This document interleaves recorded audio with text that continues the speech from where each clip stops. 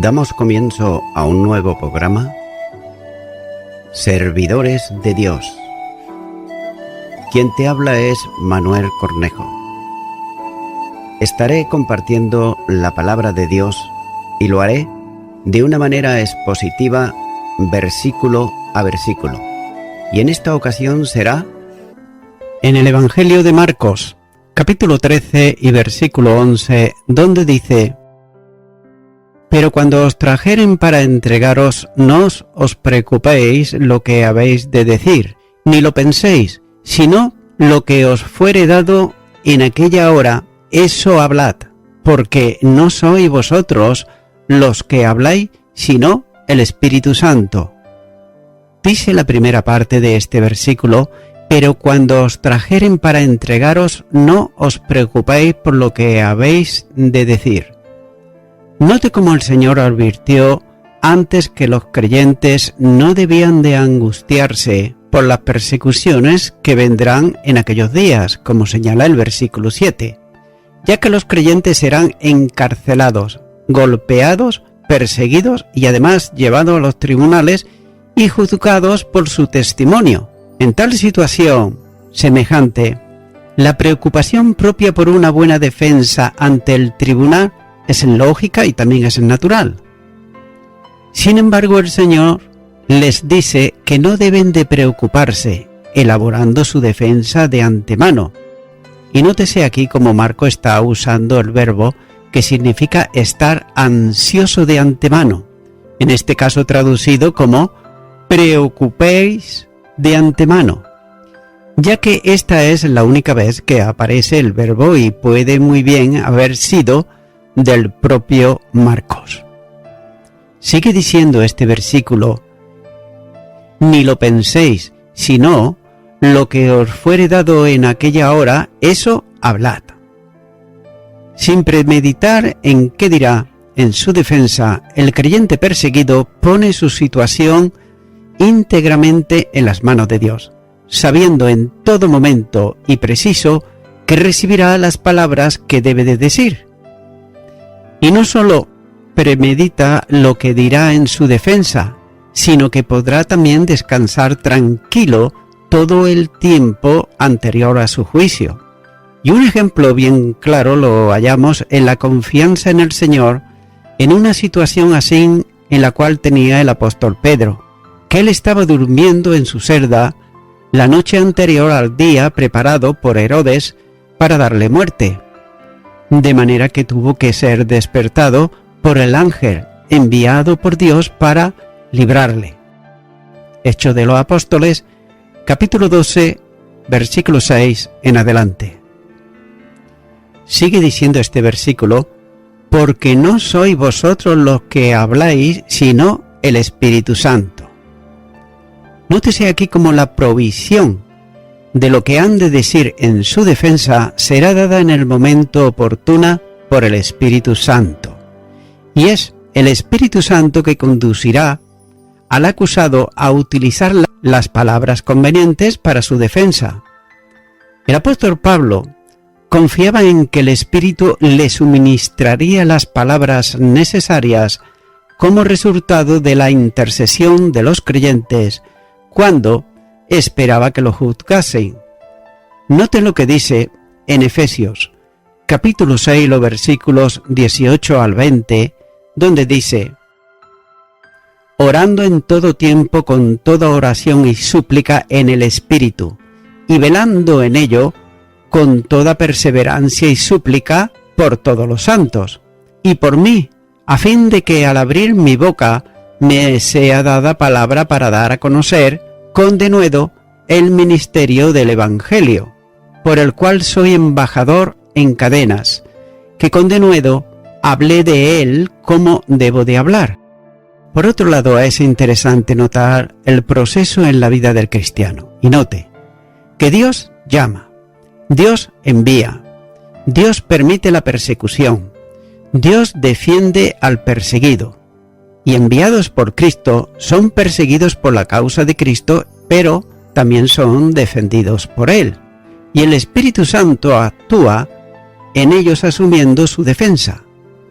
La promesa del Salmo se llevará a cabo en la experiencia de quienes por causa de Cristo son llevados a juicio. Como dice el Salmo 37 y los versículos 5 y 6, donde dice: encomienda a Jehová tu camino y confía en Él, y Él hará. Exhibirá tu justicia como la luz y tu derecho como el mediodía. En ocasiones, el camino del justo aparece rodeado de dificultades y también de problemas. Muchos se levantan contra él para acusarlo, y note que la presión de las situaciones se convierten en una carga angustiosa que condiciona y convierte cada momento en una inquietud difícilmente soportable. Pero la solución divina es simple y produce descanso para el creyente, ya que el oprimido pone su carga sobre el Señor y espera la acción divina en su causa. Ya que los jueces del mundo pueden ser injustos, la justicia humana será siempre defectuosa y generalmente contraria al creyente. Pero, sobre todo, hay un juez supremo que toma a su cargo la causa del afligido, ya que el compromiso de Dios es seguro. No solo toma la carga del perseguido, sino que actuará. Es por eso que el camino del creyente puede ser transitado en profunda calma personal y en un disfrute de íntima paz, en la medida que descanse plenamente en Dios. Aún hay más en la promesa del Salmo. En la persecución de un creyente puede ser que su prestigio personal, su integridad humana o su dignidad quede en entredicho por las acusaciones que formulen en contra de él. Pero, sin embargo, Dios exhibirá su justicia como la luz y su derecho como el mediodía. El evangelista proclama el Evangelio y busca en el mensaje la salvación de los hombres y el honor de Dios anunciando su gracia y su obra, y Dios se ocupará del honor del evangelista. La justicia de Dios actuará. No será una manifestación de inocencia medio velada que puede dejar lugar a un rayo de duda. No quedará sombra alguna sobre el honor e inocencia del cristiano. Y esto no quiere decir que los malvados del mundo no puedan cegar la vida del cristiano acusado, pero no podrán con la vida matar también su testimonio. Por tanto, la situación de conflicto y riesgo en el que el mensajero se encuentre debe servirle para descansar confiadamente en el Señor, que lo llevó a ser su testigo. La preocupación desaparece. La meditación de antemano en las palabras para la defensa darán paso a tiempo para adorar a Dios y proclamar la fe diciendo: en paz me acostaré y asimismo dormiré, porque solo tú, Jehová, me haces vivir confiado. Salmo 4, versículo 8. Continúa ahora con el versículo 12, donde dice: y el hermano entregará a muerte al hermano, y el padre al hijo, y se levantarán los hijos contra los padres y los matarán. Comienza diciendo este versículo 12 que y el hermano entregará a la muerte al hermano. Notamos aquí cómo la situación de aquellos días afectará y destruirá los lazos más firmes, como son la de las relaciones familiares, que son relaciones hondas e irremediables. Divisiones se producirán entre los más allegados a la familia. Y nuevamente aquí aparece el pasaje del verbo entregar. Es la tercera vez que figura. Ya lo hizo en el versículo 9 y el versículo 11. Así, por tanto, vemos que los vínculos más sólidos, como los que regulan las relaciones familiares, darán paso a un odio irracional, en el que el hermano actuará contra su hermano, acusándolo y además entregándolo a muerte. No quiere decir que lo ejecute con sus propias manos, pero es responsable, por otro lado, de su muerte. Y note cómo así ocurrió en la historia antigua con la muerte de Urías, por instrucciones del rey David. Aunque murió a manos de otros, la responsabilidad de su muerte fue del rey que la ordenó. El segundo libro de Samuel, capítulo 11 y versículo 15 dice: y escribió en la carta diciendo: poner a Urías al frente, en lo más recio de la batalla, y retiraos de él para que sea herido y muera. La historia del pecado comienza con andadura, con el homicidio de un hermano contra otro. Génesis capítulo 4 y versículo 8 dice: y dijo Caín a su hermano Abel: salgamos al campo. Y aconteció que estando ellos en el campo, Caín se levantó contra su hermano Abel y lo mató. Es por eso que se trata de un odio religioso, puesto que las acusaciones en el contexto del pasaje tienen que ver con el testimonio del Evangelio. Continúa diciendo este versículo: y el Padre al Hijo. Notamos aquí como la expresión más grande de este abismo de odio general en el seno familiar es el hecho de que un padre entregue a muerte a su propio hijo, ya que el amor natural más grande se degrada en un profundo odio hasta el extremo de un padre que entrega a muerte a su hijo. Y el padre que odia a Cristo no tendrá problema alguno en entregar a su hijo que ama lo que él odia. Continúa diciendo este versículo: y se levantarán los hijos contra los padres y los matarán. Note cómo finalmente se resume todo al contenido de la degradación moral que ocurrirá en aquel tiempo, diciendo que los hijos se levantarán contra los padres. El verbo está aquí expresando la idea de levantarse en antagonismo contra otro, en voz media levantarse en contra. Y para dar una mayor intensidad al drama familiar, Marco usa el sustantivo que equivale a engendrador, progenitor. Por tanto, los hijos quitan la vida a quienes hicieron posible su vida al engendrarlo. En todo esto hay un notable eco profético cuando dice: porque el hijo deshonra al padre, la hija se levantará contra la madre, la nuera contra su suegra, y los enemigos del hombre son lo de su casa. Miqueas capítulo 7 y versículo 6. El profeta Miqueas vemos cómo denuncia la corrupción moral de Israel, pero aquí el Señor extiende a la corrupción universal en los años anteriores a su segunda venida. Continúa ahora con el versículo 13, donde dice: y seréis aborrecidos de todos por causa de mi nombre, mas el que persevere hasta el fin, éste será salvo. La primera parte de la cláusula presenta el estado de odio al que se verán sometidos los creyentes. Y este odio hacia los creyentes procede de su lealtad al nombre de Cristo. Y del mismo modo que odiaron a Jesús, así también harán con quienes le sigan. Note lo que dice Juan, capítulo 15, versículo 18.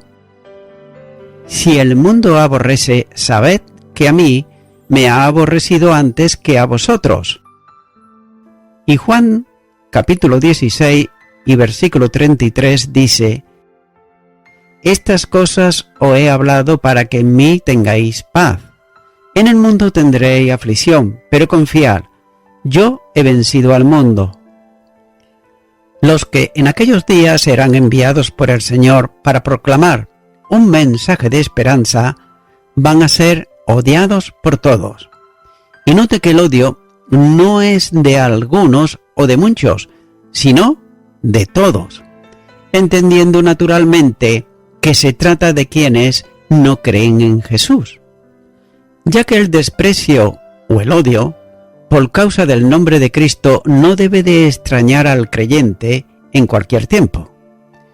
El apóstol Juan escribe y dice, en su primera carta, capítulo 3, versículo 13, «Hermanos míos, no extrañéis si el mundo os aborrece».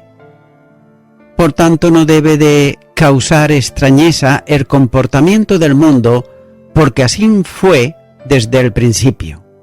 Y el Señor advirtió a los suyos que ese será el trato que el creyente debe de esperar de los impíos, ya que es la consecuencia natural de la identificación con Cristo.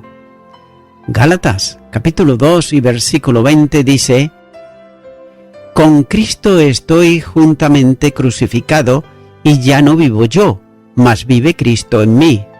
Y lo que ahora vivo en la carne lo vivo en la fe del Hijo de Dios, el cual me amó y se entregó a sí mismo por mí».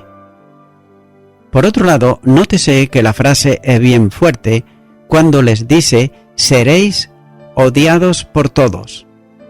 Lo más natural para el creyente es el odio del mundo. Juan, capítulo 3 y versículo 33 dice, «Hijitos, aún estaré con vosotros un poco, me buscaréis, pero como dije a los judíos, así os digo ahora a vosotros, a donde yo voy, vosotros no podéis ir». Y más tarde los apóstoles repetirán las mismas enseñanzas del Maestro. La segunda carta a Timoteo, capítulo 3, versículo 12 dice, «Y también todos los que quieran vivir piadosamente en Cristo Jesús padecerán persecución». Note que no solamente será resistido el mensaje del Evangelio, sino también los mensajeros.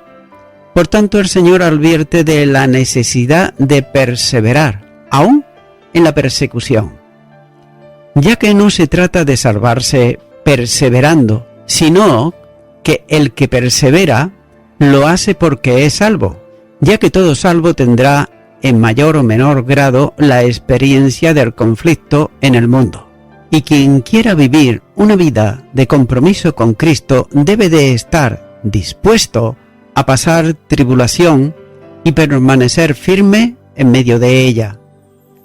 Sin embargo, también es necesario recalcar que no se gana la salvación por perseverar, pero se persevera en razón de ser salvo, ya que la perseverancia de la de que Cristo está hablando nadie tiene que ver con un esfuerzo personal en la fe para alcanzar la salvación eterna. Y algunos, por otro lado, usan el texto para enseñar la pérdida de la salvación para quienes no perseveren. Y el contexto tiene que ver con la salvación de la vida en medio de un tiempo de persecución y tribulación, que es muy distinto. De la persecución, el fiel es librado por medio de la muerte, como enseña, por ejemplo, Isaías capítulo 57 versículo 1, donde dice, «Perece el justo y no hay quien piense en ello, y los piadosos mueren y no hay quien entienda que de delante de la aflicción es quitado el justo». La salvación en el entorno textual tiene que ver con la entrada del nuevo orden del reino de Dios que se producirá con la venida de Cristo, ya que el mensaje profético tiene que ver con los creyentes durante el tiempo de la tribulación. Por tanto, la demanda de la fidelidad a los creyentes del futuro es también la misma demanda para nosotros en el día de hoy. Y note que el compromiso de fidelidad es bien claro. Apocalipsis capítulo 2 y versículo 10 dice, «Sé fiel hasta la muerte, y yo te daré la corona de la vida». Más allá de los conflictos familiares, los seguidores de Jesús serán odiados por todos, o sea, por la sociedad en general. Este odio es a causa de mi nombre, dice el Señor, donde el nombre representa a la persona cuando dice mi, a causa de. es una forma abreviada de decir por vuestra lealtad hacia mí. La lealtad total a Jesús como Señor y la correspondiente negativa a adorar al emperador o a los dioses de Roma traerá como consecuencia el odio general de la población. Y varios historiadores y satíricos romanos hablan del desdén público por los cristianos en los primeros años de la Iglesia. Y note cómo Suetonio se refiere a los cristianos como esa clase de hombres llenos de supersticiones nuevas y maliciosas. Esto se encuentra en el libro de Nerón y el capítulo 16. Y por otro lado, Tácito habla de ellos como un pueblo odiado por sus crímenes y abominables y seguidores de una pecaminosa superstición. Esto también lo señala en su libro de Tácito. Pero no obstante, en medio de esta persecución y odio está la promesa de la salvación si se persevera. Ahora bien, se plantean dos cuestiones aquí, que es el fin y es ser salvo, espiritual o físico.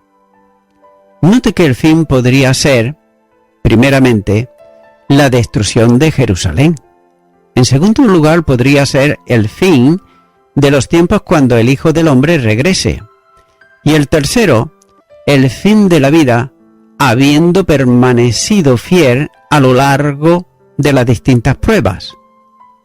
Y las dos primeras indicarían una liberación física, ya sea escapando de la destrucción de Jerusalén, como señalan los versículos 14 al 19, o la conservación hasta la llegada del Hijo del Hombre, como también señalan los versículos 26 al 27 de este mismo capítulo. Y la tercera sería la espiritual, es decir, heredar la vida eterna permaneciendo fiel hasta el final. Esta tercera opción parece la más probable, y especialmente dado que la muerte se menciona en el contexto inmediato, ya que los que hayan sido martirizados quedarán espiritualmente salvos. Esto también es lo que mejor encaja en la enseñanza de Jesús en el capítulo 8 de Marcos y versículo 35, de que aquellos que pierdan su vida ganarán la vida eterna, ya que las promesas de salvación para aquellos que perseveran son habituales en las Escrituras. Por ejemplo, en la segunda carta a Timoteo, capítulo 2 y versículo 12, dice: si perseveramos, también reinaremos con él. Y voy concluyendo con esto. Como acabo de leer, dice más: el que persevere hasta el fin, éste será salvo.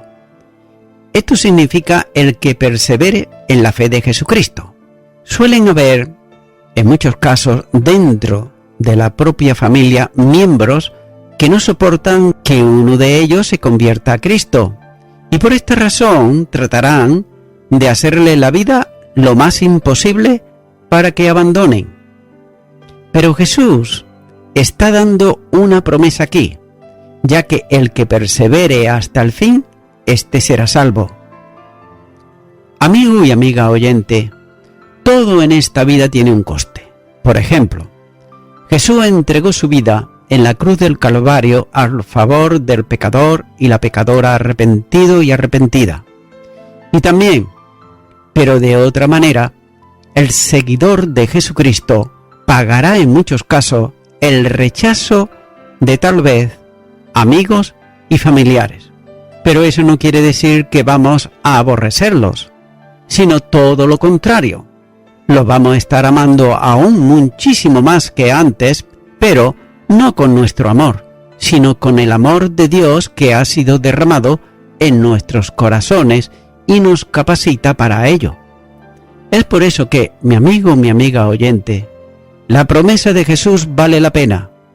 Ser salvo o ser salva. Si todavía no eres salvo o salva, pues ahora yo te invito a que tú ores conmigo y repitas esta oración de fe para recibir a Cristo en tu corazón. Ora conmigo y di ahí a donde estás. Señor Jesús, quiero pedirte perdón, en primer lugar, por todos mis pecados y por todos mis delitos. Te confieso que muchas veces he intentado seguirte, pero no he perseverado. Pero ahora, en este momento, te abro mi corazón y te recibo como mi único y suficiente Salvador. Y quiero darte muchas gracias. En tu nombre, amén.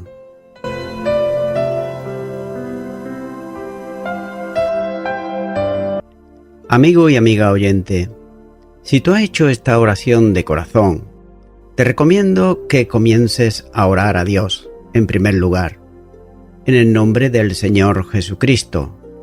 Orar a Dios no es rezar, sino que es hablar con una persona. También te recomiendo que leas la palabra de Dios y lo hagas a diario. Comienza, por ejemplo, con el Nuevo Testamento. Y también, por último, te recomiendo que para que puedas crecer espiritualmente, te congregues en una iglesia cristiano-evangélica, donde se predique, se enseñe y se practique la sana doctrina y la palabra de Dios. Congrégate ahí y con el tiempo podrás crecer espiritualmente y también servir al Señor Jesucristo. Que Dios te bendiga. Y a toda la audiencia, nuevamente ya me estoy despidiendo de todos ustedes y será hasta el próximo programa. Que Dios os bendiga a todos.